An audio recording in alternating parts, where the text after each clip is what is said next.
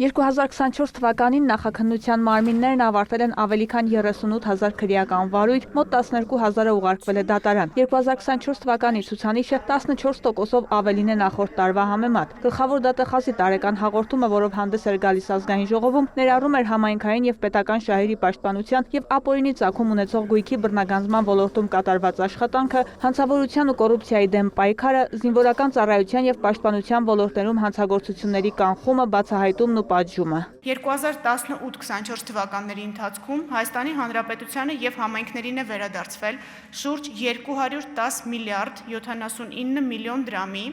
536 միլիոն 216 հազար ամերիկյան դոլարի մասին է խոսքը, գույք եւ դրամական միջոց։ Ծավալուն զեկույցին հաջորդեցին մոտ 3 տասնյակ падգամավորների հարցերն ու 2 տասնյակ ելույթները։ Շարունակելով ապօրինի ծագման գույքի ու դրամական միջոցների պետությանը վերադարձնելու թեման, падգամավորները հարցեր հնչեցրին։ Հանրությունը երբ կտեսնի այս ուղղությամբ ավելի ինտենսիվ վարույթներ եւ գույքի բռնագանձման ավելի տպավորիչ արդյունքներ։ Մեր նպատակը այստեղ տպավորություն ստեղծելը չէ, մեր նպատակը իսկապես վերհանելն է այն գույքը, որը որ դուրս է բերվել օրինական սեփականատիրոջ, տվյալ դեպքում Հայաստանի Հանրապետության քաղաքացու բալանսից եւ հայտնվել է ապօրինի ձևով ֆիզիկական անձի տիրապետության ներքո եւ մենք ուղղակի կարող եմ վստահեցնել, որ հաստատուն քայլերով շարունակելու ենք մեր աշխատանքը։ Սահմանադրական դատարանի որոշումն էլ իր հերթին երաշխիք է գործառույթի օրինականության, բայց դա տեմպերի վրա չի ազդի, նշեց դատախազը։ Ընդդիմությունը վերջին շրջանում հաճախ է հանդես գալիս հակակոռուպցիոն վարքագծի դիրքերից, ասաց Վահագն Ալեքսանյանը, հետաքրքրվելով, թե օրինակ ինչ չափի ապօրինի գույքի պահանջ կա Ռոբերտ Քոչարյանի ընտանիքից։ Կոնկրետ անձանց վերաբերյալ տվյալները հրապարակված են, նշեց Վարդապետյանը, ներկայացրեց ընդհանուր արդյունքները։ Արգելանք է դրված 1496 անշարժ գույքի վրա, 288 շարժական գույքի վրա, 391 իրավաբանական անձում մասնակցության իրավունքի վրա եւ դրամական միջոցներից 536 միլիարդ 190 միլիոն 782 հազար դրամի վրա։ Հասմիկ Հակոբյանը հարցրեց օրերս դատարան ուղարկված լայնածավալ գործի մասին, որը վերաբերում էր տարիներ շարունակ իրականացված կոռուպցիոն սխեմային։ Մայրաթորում նախկին դեսպան Միքայել Մինասյանի վերաբերյալ վարույթը դատարան մուտք է արվել այս տարվա փետրվարին, նշեց դատախազը։ Հանցավոր խմբավորման մասին է խոսքը գնում հստակ դերաբաշխումներով, այդ թվում իրավական ապահովման տեսանկյունից, տարբեր տեսակի խոչընդոտներ վերացնելու տեսանկյունից, որոշակի օրենսդրական նախաձեռնություններ ներկայացնելու տեսանկյունից, նաև ինձ համար երեկոյան շատ կարևոր մի հանգամանք պարզվեց, որ Իտալիայի մեր գործընկերները մեր իրավական օգնության պահանջը մասամբ բավարարել են։ Տրամադրել են տեղեկություն, որը հիմք կհանդիսանա մյուս դրվագների քննության համար, հայտնեց դատախազը։ Ինչ փուլում է գտնվում ԱՆԻՖ-ի աշխատակիցների կողմից ենթադրյալ չարաշահումներ թույլ տալու վերաբերյալ գործի քննությունը, դատախազին հարց ուղղեց Ալեն Սիմոնյանը, նշելով, որ այն քաղաքական շահարկումների տեղիք է տալիս։ Ակտիվ նախաքննության փուլում ենք գտնվում եւ առաջիկայում նաեւ քրեական հետապնդման հնարավորությունները չենք բացառում շատ կարճ ժամանակահատված հետո։ Գլխավոր դատախազը թվարկեց այն ընկերությունների անունները, որոնց հետ գործունեության ընթացքում առերևույթ չարաշահումներ թույլ տալու դրվագներ են եղել։ Դրանց թվում են Fly Arnan, Global Connect-ը, Mazda-ը եւ այլ ընկերություններ։ Մոտ 2 միլիոն դոլարի մասին է խոսքը, մեկ դրվագով ունենք արդեն հեռանկարով քննություն, հեռանկարի նկատի ունեմ քրեական հետապնդման եւ այո,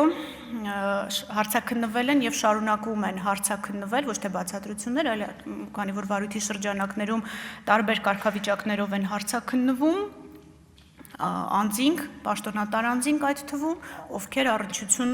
են ունեցել ԱՆԻՖ-ի գործունեության հետ։ Անդրադարձ եղավ նաև 3 ազգային ժողովում վարչապետի հնչեցրած հայտարարություններին։ Մեղադրանքները հնչեցրել, որոնք չեն կարող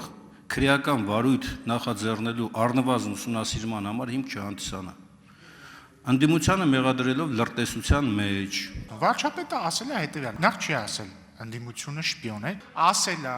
որ մամուլը ընդդիմության մասին էլ գրում է, որ դուք շպիոն եք եւ ձեր տրամաբանությամբ պատասխանելով Տիկին Գրիգորյանի։ Եթե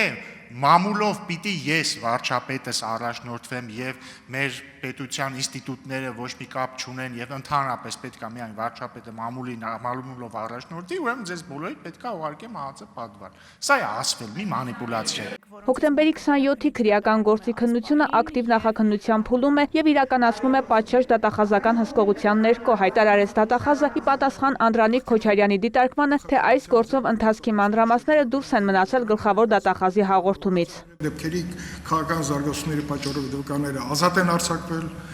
Խոսքս Ալիկ Հարությունյանի մասին է, Ռոբերտ Քոչարյանի աշխատակազմի ղեկավարը, որը ինչքան ես գիտեմ, հիմա ապրում է Փարիզում։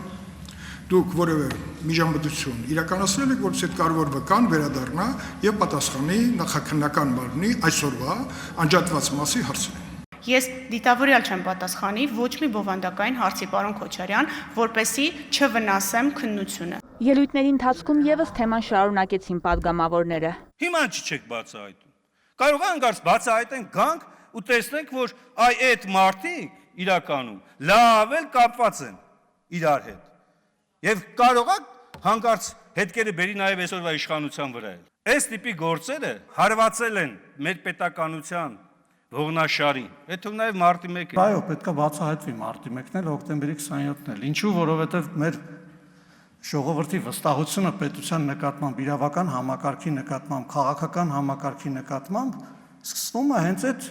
հարցերից, որովհետև այդտեղ է, որ ժողովրդավարությունն է սպանվել։ Անցյալի սպանությունների բացահայտման պահանջից մինչև մեր օրերի պետական միջոցներով գնումների ուսումնասիրման անհրաժեշտություն։ Սա Վիետնամի պատվիրակությունն է Հայաստանում։ Այս պատվիրակության մեջ ոնց նայեք, մի 3 նկար եմ տպագրել, ոնց նայենք, 1 տասնյակից ավել մարդ չկա։ Ուրեմն նայում եմ Զվարթնոց միջազգային օդանավակայաններին, այս այցի առիթով ազգային ժողովը կազմակերպել է դիմավորում ուշադրություն 133 անձի համար։ Ես պետքա խմբագրեմ, թե որ երկրի իշխանությունը իր ինքնաթիռով քանի հոգով որոշում այց կատարի։ Մեր Վիետնամի գործընկերները եկել են ստեղից է գնացել են մեկ այլ միջոցառման եւ դրա ինֆորմացիան նույնպես բաց է եւ ասել, որ ես ինչ նախարարի ընկերոջ հարևանը եւ այդ ձևով փորձել ինչ որ կոռուպցիայի եւ բանի շղարշ ստեղծել, ես չգիտեմ որքանով է։ Ազգային ժողովի նախագահը ունի բյուջե եւ այն օգտագործելու իրավունք, հայտարարեց խորհրդարանի խոսնակը եւ հորդորեց գլխավոր դատախազին ստուգել ծախսերի արդյունավետությունը։ Հարցի քննարկումը խորհրդարանը չավարտեց։ Վարդուհի Արզումանյան, Մհեր Կիրակոսյան, լուրեր։